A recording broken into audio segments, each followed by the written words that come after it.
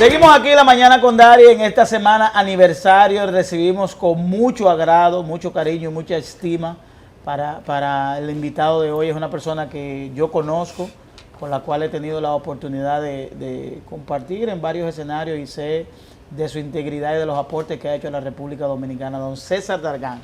Dari, buen día, Danilza. Te voy a presentar así solo con don César para no darte el título porque es más allá. Pero además recuerda quién fue que hoy vino y de lo primero que mencionó es ese aniversario. Así que yo me siento parte de esto. Eso es verdad. Mi amigo que yo estimo, lo admiro mucho, él lo sabe, que lo vino a recordar. Yo no he dicho nada, 2 años y aquí estamos. Dari Terrero, son 2 años ya. Y que sean muchos más. Empezamos desde cero y estamos aquí. Tengo que venir con don Luis José para que vaya sacando la cuenta y los retroactivos.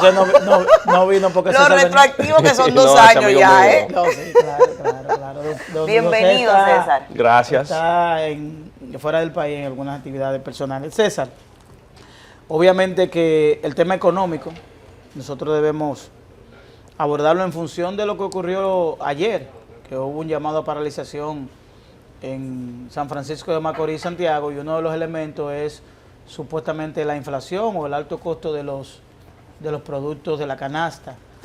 ¿Hasta qué punto pudiera ser justo que la población reclame al gobierno? No que no reclame, porque ciertamente sabemos que hay algunas situaciones en términos de alza, pero que no corresponden a situaciones de República Dominicana. ¿Hasta qué punto puede ser justo los reclamos que se hacen en función de algunos alzas en los precios de la comida y de otros elementos? Yo he tenido la oportunidad de conversar varias veces con ustedes y siempre habrá la oportunidad de ver el vaso medio lleno o medio vacío. Ayer, que precisamente algunas agrupaciones hicieron un llamado a huelga, como es su derecho constitucional a protestar, a manifestarse, pero también justamente ayer el Fondo Monetario Internacional, en una visita al Banco Central de la República Dominicana, destacó y resaltó lo que ha venido haciendo la República Dominicana para navegar estos momentos de incertidumbre en los mercados internacionales. Precisamente en momentos en los cuales el índice de inflación en la mayoría de los países ha sobrepasado las proyecciones que se tenían para este año 2023, la República Dominicana, fruto de medidas acertadas de carácter de política monetaria, ha logrado reducir o mantener controlada la inflación. Eso no quiere decir que todo es color de rosa. Evidentemente tenemos retos importantes, pero yo creo que el país va bien. Las proyecciones de crecimiento para este año son menores a las que se hicieron a principio de año, pero son superiores a las que tendrá el resto de la región. Y sobre la base de eso lo que tenemos es que seguir generando confianza y con responsabilidad también llamar la atención de aquellos temas que deban mejorar. En términos llanos, precisos, que la gente, lo que entiende la gente, porque la gente no entiende cuando viene y habla el Fondo Monetario Internacional ni cuando el Banco Central dice sus cifras. Eso para la gente están hablando ni siquiera inglés, es mandarín. En la realidad, como un órgano que acoge la mayoría de las empresas privadas de este país, que tiene una incidencia importantísima en el sector economía, ¿qué falta para traducir realmente una motorización a la economía nacional? Porque no es un secreto para nadie que hay sectores que a simple vista sabemos que están semi-paralizados. Danilza, me diste por el pelado porque tú sabes que yo prefiero hablarlo claro que darle tantas vueltas al asunto. Cogí ahí. Si nosotros vemos qué ha ocurrido con la República Dominicana desde el año 1970 hasta la fecha, nuestra economía ha ido creciendo. ¿Qué quiere decir eso? Que cada mes hay más inversión, cada vez se generan más puestos de empleo, cada vez más las cosas van avanzando a un paso a veces acelerado, a veces lento, pero así van las cosas. Precisamente mañana nosotros tenemos la clausura de la 10ª Convención Empresarial, donde haremos presentación de algunas de las propuestas que tenemos para este sentido. Pero justamente ahora, y sin darle mucho rodeo, lo que ocurrió fue que aquí en el año 2020 el mundo cerró y el país también cerró. Y eso hizo que toda la actividad económica, desde el que tenía un colmado, una panadería, un salón, hasta el que tenía una industria o un banco o una empresa grande, dejaron de producir. Y como la economía cerró y no se estaba produciendo, los bancos centrales, que son los que disponen el dinero que sale a la calle, pues tuvieron que tomar medidas precisamente para garantizar que la economía no se detuviera completamente. Esas medidas expansivas hicieron que al final del día, cuando las cosas se empezaron a normalizar, había un exceso de circulante, hubo más demanda, es decir, había dinero en la calle, habían préstamos baratos, la gente tenía las ayudas que se le estaban dando del FASE y otros elementos. Entonces, con esa demanda que aumentó, pues los precios también aumentaron y esa fue la inflación. Pero eso no fue aquí en la República Dominicana, eso ha ocurrido en el mundo entero y en la mayoría de los países todavía no se han recuperado. Entonces, yo creo que al final del día, si nosotros visualizamos qué es lo que está pasando aquí, nuestra economía se ha diversificado. Hoy por hoy, aquí hay 1.8 millones de dominicanos que formalmente trabajan. Y si le sumamos a los informales, hay 4.5 millones de dominicanos que hoy tienen un sustento. Entonces, sobre la base de eso, precisamente hay evidentemente algunas reformas que deben tener lugar. Ojalá esta campaña electoral que recién inicia permita que los candidatos debatan y propongan qué es lo que va a ocurrir de cara a los próximos 4 años. ¿Cuál es de los principales retos en términos económicos que tiene el país? Es decir, al margen de cualquier gobierno, retos económicos que puede tener el país frente a situaciones internacionales, frente a situaciones locales, incluso frente a situación Haití, que luego vamos a abordar ahí tu perspectiva desde el punto de vista del conflicto con Haití. ¿Cuáles son esos retos? Tari, hay temas que tienen que ver evidentemente, como lo dice, con lo que pasa en el resto del mundo y hay otros temas que son muy internos nuestros. En lo que pasa con el resto del mundo, por ejemplo, nosotros no pudimos hacer una previsión de que ahora mismo iba a haber un conflicto como el que hay en el Medio Oriente. Todavía no termina lo que ocurre entre Rusia y Ucrania. Nosotros somos un país altamente dependiente de la importación de combustible, de petróleo. Las fluctuaciones en el precio del petróleo afectan. Si en la economía de los Estados Unidos, que es nuestro principal socio comercial, hay algún nivel de desaceleración, eso tiene un impacto en la República Dominicana. Si hay inestabilidad e inseguridad global, eso tiene un impacto en el turismo. Y esos son retos a los cuales constantemente estamos expuestos, pero que considero que hasta ahora hemos ido saliendo a flote. Ahora, internamente nosotros también tenemos muchos retos. Uno de ellos es la informalidad. Según se publica, la mitad de nuestra economía es informal. Sí, 53%, entonces, ¿verdad? 56, 57%, pero ustedes que todos los días se ganan su vida ejerciendo su profesión, haciendo negocios, a veces tienen que competir con uno que no paga los impuestos que ustedes pagan, correcto, o que no cumple con las obligaciones que ustedes cumplen con los colaboradores que ustedes tienen. Así es. Entonces, reducir la informalidad es un reto no solamente para el gobierno, para que pueda recaudar más impuestos. No, es la sociedad. Es para uno mismo poder competir en igualdad de condiciones. Claro. Y tener acceso, porque yo digo que el tema de la informalidad, que mucha gente no lo entiende, es la posibilidad de tener acceso a crédito, a seguridad social, a una serie de elementos que son consecuentes a la actividad económica. Es decir, que hay mucha gente que gana dinero, pero no tiene garantía de nada, porque no está formalizado, no tiene garantía social. Si tiene una enfermedad, no tiene forma de ir a una clínica porque no tiene seguro, teniendo capacidad de producir dinero, pero la propia informalidad no le permite. Entonces, esa informalidad es un tema que queremos seguir poniendo en el tapete, porque muchas veces se habla de más impuestos, se habla de más procesos que se requieren, pero al final del día, si empujamos hacia la formalidad, yo creo que todos nos beneficiamos.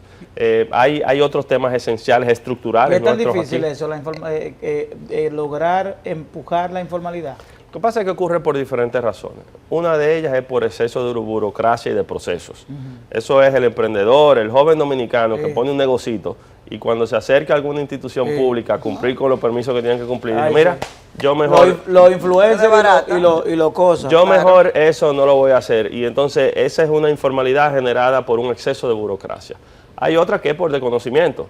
Yo no sé con lo que tengo que cumplir, no lo estoy cumpliendo y no me imagino el efecto que eso tiene.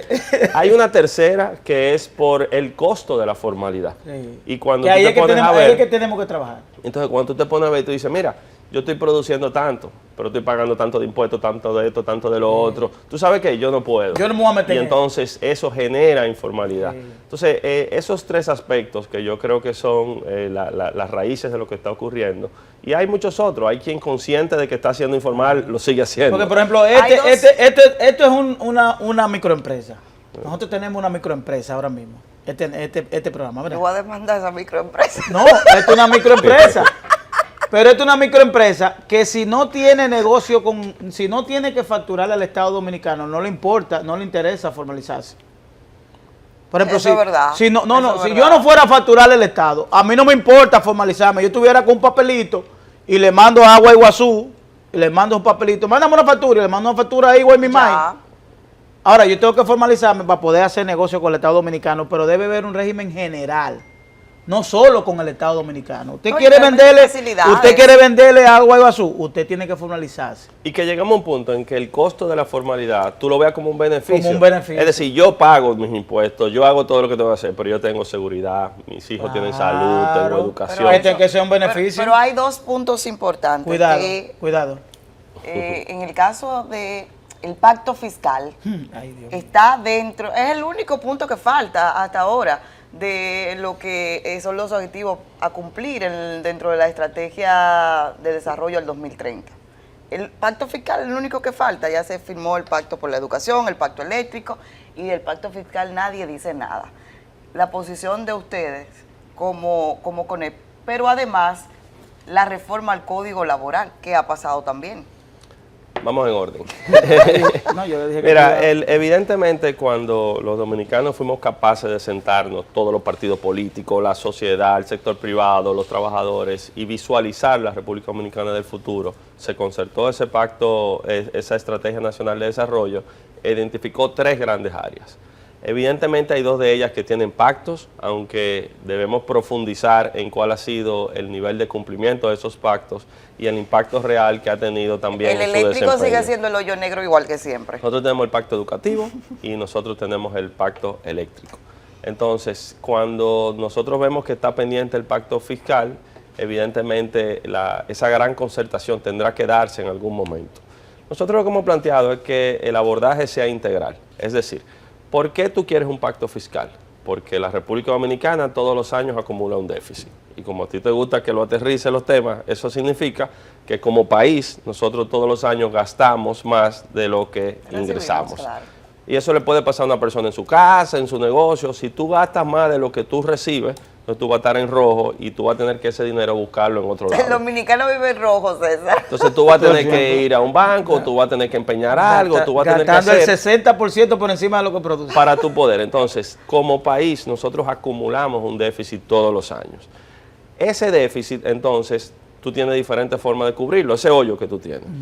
O tú aumentas tus ingresos porque tú tienes más impuestos y la gente te está pagando más, o tú reduces los costos y ahí te plantea cuál es el tamaño del Estado que yo quiero, y nosotros hemos planteado, ojalá sea tan grande como sea necesario y tan pequeño como sea posible, o tú también las pérdidas puedes irlas reduciendo. Entonces te conecto con el otro tema, el eléctrico. Aquí todos los años las pérdidas de las distribuidoras han ido aumentando y hoy rondan un 40%. Entonces, si de cada 10 pesos que tú produces, tú estás perdiendo 4, el negocio no está funcionando. No. Eso significa que todos los años se destinan sobre los $1.000 millones precisamente a un hoyo que es el sector eléctrico. Entonces, por eso hemos dicho, eso puede parecer separado, la educación, el eléctrico, el fiscal, pero está todo junto. Sí. Al final del día es un tema de visión de Estado, hacia dónde queremos nosotros llegar. Hay avances importantísimos que hemos logrado, pero todavía hay un camino por delante y debemos abordarlo de manera integral. Hay una dinámica... El Código Laboral. Hay. María Santa. Danilza, el Código Laboral de la República Dominicana es del año de 1992. Si yo te quito 31 años, que es lo que tiene el código, tú eras una muchachita cuando eso ocurrió. 12 tuviera. La bebé. Era un- 212. Era un Menos. país, era un país completamente diferente al que nosotros estamos viviendo hoy. Entonces muchas veces se dice, miren, Que la actividad económica de República Dominicana se han transformado en más de un 200%. Sí. nuestra economía ha crecido, el país ha cambiado. Entonces, anteriormente se decía, mira, los empresarios quieren modificar el código para eliminar la cesantía.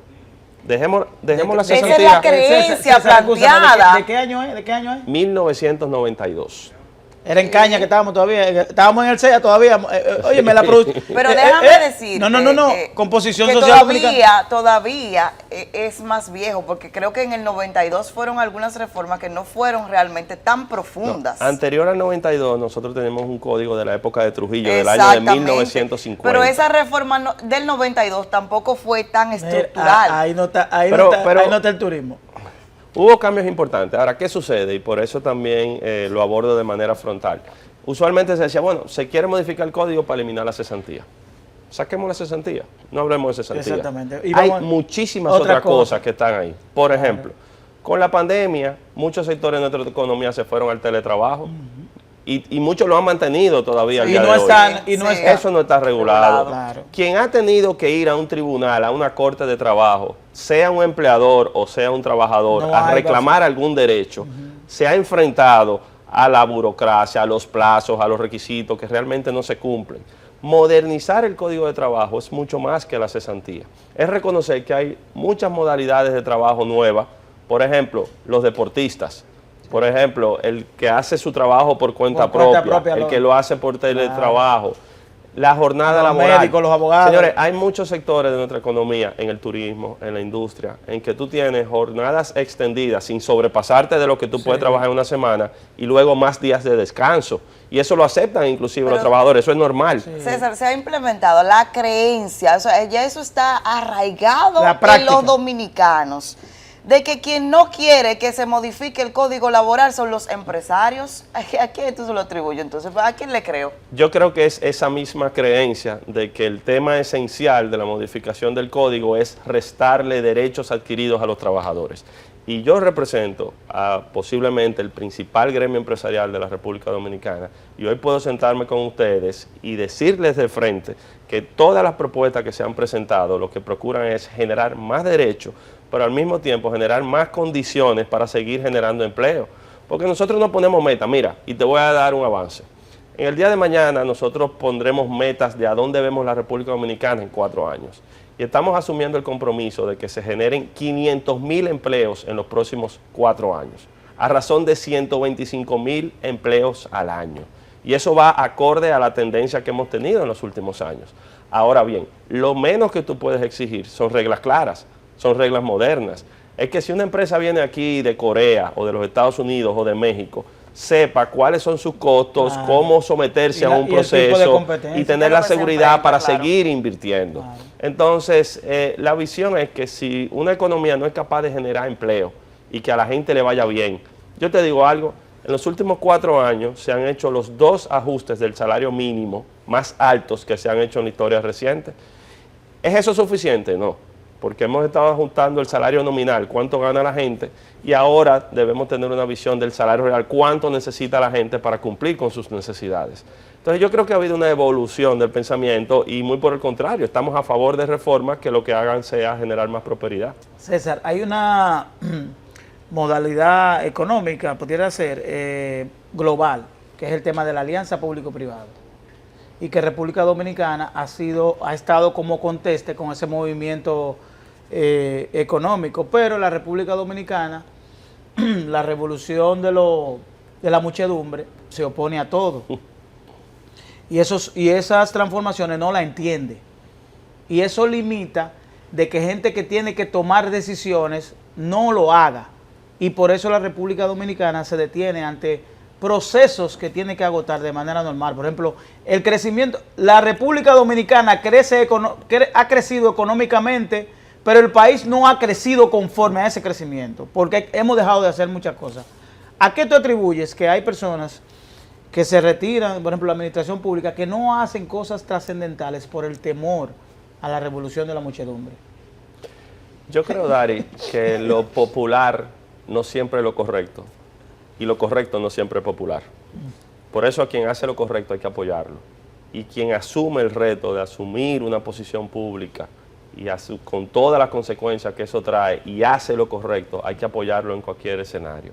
Tú has puesto un buen ejemplo, el de las alianzas público-privadas, que en algunos momentos se ha querido satanizar. Sí, claro. Aunque Danilza me dijo hace un momentico que no mencionara el fondo ni nada de eso, que la gente no entiende. Todos estos organismos internacionales lo que dicen es que los países no tienen recursos suficientes para poder satisfacer las necesidades que tiene la comunidad. Pero tampoco recursos humanos. Lo que pasa es que cada vez que el fondo viene lo que dice es la creación de más impuestos. Pero Dari, yo fui contigo mucho a Neiva. Sí. Y si tú vas a Neiva, posiblemente hay calles que construir, escuelas que construir, hospitales que construir. Pero así como en Neiva, que es un municipio, hay 32 provincias de este Que país también que tienen el tienen mismo necesidades problema. de infraestructura. Claro. ¿Qué es lo que se ha visualizado? Y es lo que han hecho los países desarrollados con el tema de las alianzas público-privadas.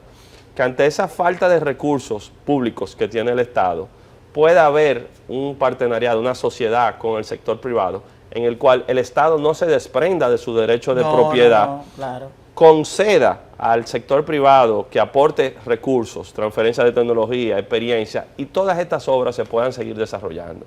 En países de Europa, por ejemplo, las cárceles se gestionan a través de modelos de alianza público-privada, o sea, algo como las cárceles que uno no se imaginaría. Pero aquí hay conceptos de cárceles privadas, por ejemplo, en el tema de tránsito, la cárcel, hay un concepto de cárcel privada. Y funciona. Y funciona perfectamente, y no se vulnera, ni tampoco se violan los procedimientos. Mira, ese es un buen ejemplo Sí. en el tema de la de casa del tránsito, de la casa del conductor y cómo se gestiona. Porque la gente no entiende que la casa del conductor son cárceles privadas. Correcto, gestionado. El concepto es de cárceles privadas. Tú tienes ahí un buenísimo ejemplo que es la casa del conductor y cómo eso ocurre.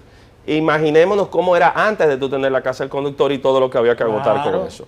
Tú tienes otros buenos ejemplos aquí en República Dominicana. Así como yo te hablaba de las debilidades de la distribución de la electricidad, la generación es un caso exitoso y es mitad del Estado y mitad del sector privado gestionado por el sector privado. Entonces, yo lo que creo es que es eso, debemos seguir avanzando en una agenda de progreso que realmente con reglas claras permita que las cosas ocurran. Nos queda un minuto, un solo minuto, y no quiero festinar tu respuesta, pero tú hablabas de, por ejemplo, localidades que tienen necesidades de construir probablemente obras sencillas, obras grandes, la que fuere, pero al mismo tiempo te encuentras con el escenario que el órgano que debe ejecutar esas obras devuelve recursos a final de año porque no tiene el mecanismo de ejecutar. Es decir, ¿cómo se explica que habiendo tantas necesidades a nivel de infraestructura, a nivel social, a nivel de salud, a nivel de educación, hay instituciones que devuelvan dinero porque no pudieron ejecutarlo? Adiós, no están haciendo nada. Mira, si tú lo ves, la gestión del Estado es muy diferente de la cosa pública que si fuese una empresa privada. En una empresa privada tú ves estos temas del ahorro. En el Estado tú lo que tienes que ser eficiente. Y al final del día, cumplir con esas partidas de presupuesto que se te ha asignado a principio de año, porque se entendía en la proyección de que esos eran los recursos que tú necesitabas para cumplir con el objetivo. Eso fue lo que tú me dijiste que necesitaba. Tú me dijiste que necesitaba eso. Yo entendí que tú necesitabas esto. Y te lo asigné esto. Claro. Entonces tú lo que tienes es que gastarlo. Agotar tu con planificación. eficiencia, con transparencia, cumpliendo con los procedimientos.